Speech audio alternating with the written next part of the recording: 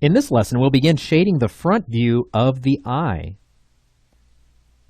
So we've spent some time now discussing the human eye. We drew the eye from a three-quarter view in the previous lesson, and then before that, we drew it from a side view, and then we also drew the eye from the front view, and we began by just talking about the sclera, the eyeball itself, in addition to the iris and the pupil and the cornea.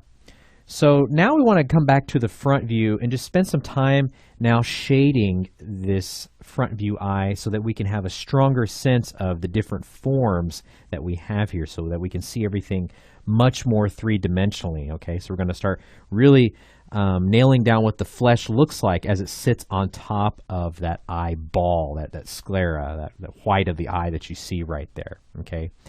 So coming over here to our front construction group, coming back to that again, I have some different layers that I've added in title that I'm going to be working on, just to kind of break down my process as I would shade this digitally here in Photoshop. Bear in mind that what we're going to be doing here is stuff we'll be talking about. You could really shade it in any drawing application of your choosing or just using pencil and paper. Okay, I'm going to grab my brush tool. And I'm going to right-click, bringing up my brush preset picker. I'm just going to use a hard round brush. I like to kind of flatten my brush just a little bit and angle it. I'm going to size it up, maybe angle it some more. I'm going to jump into my brush panel. I like to turn on transfer and check marking that. And under transfer, I like to have pen pressure for both controls right there for opacity and flow. I'm not worried about jitter. I'm leaving the percentages at 0 as far as jitter is concerned. And what this does is it allows me to dictate both opacity and flow based off of how much pressure I apply with my Wacom stylus.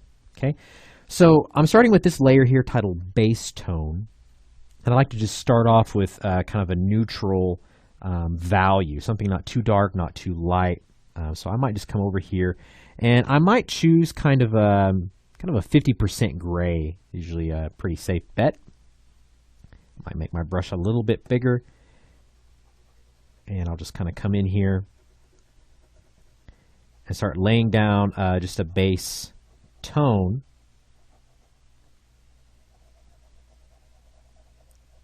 Okay, so just kind of over everything here. And I actually don't want it to cover up since I already have that iris as well as the sclera already shaded. That's kind of what we started out with, if you recall. I don't really want that base tone to cover up that information. Okay, so just kind of erasing that out.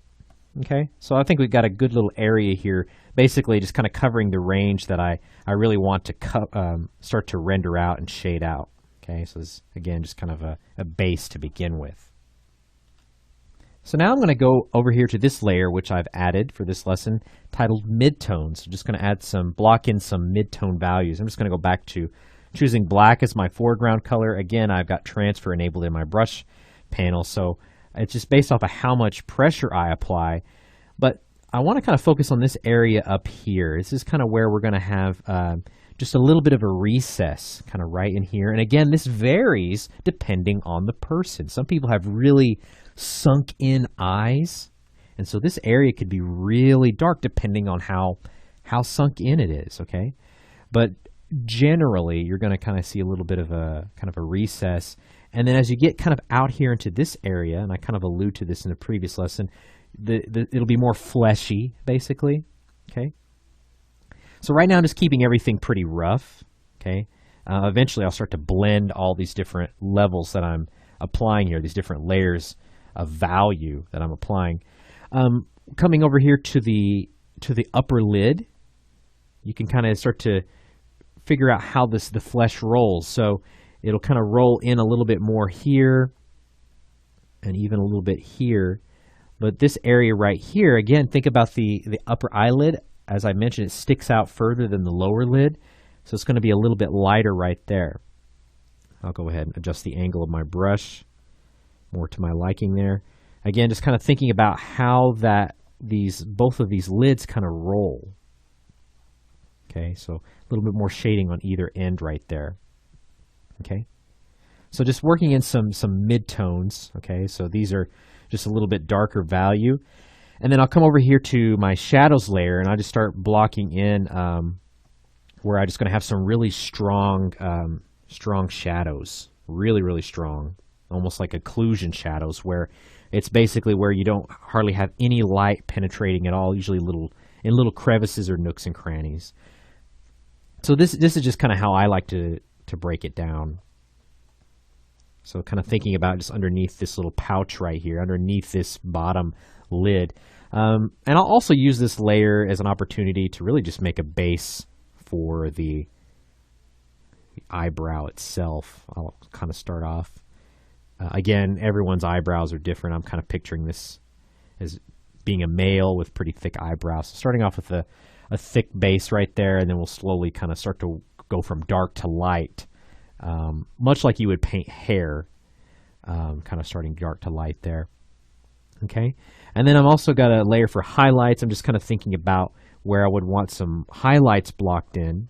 Okay, so really what I'm doing here is I'm just roughing in a lot of the major values that I'm going to want to kind of use. It's just kind of like a way to just allow me to kick everything off as far as the rendering goes of this image. Okay, so eventually I'll really just be sampling just from what I have right here, and I won't be having to come and add any additional darks or light. I'll kind of have my palette, if you will, if you want to think of it like that, all right in here. Okay, all right. So we've already kind of got a sense of how the form can really start to take shape here just by very roughly working in some values. In our next lesson, we'll continue on. We'll start blending everything to really bring out the three-dimensional form of our front view eye. So stick around. We'll see you then.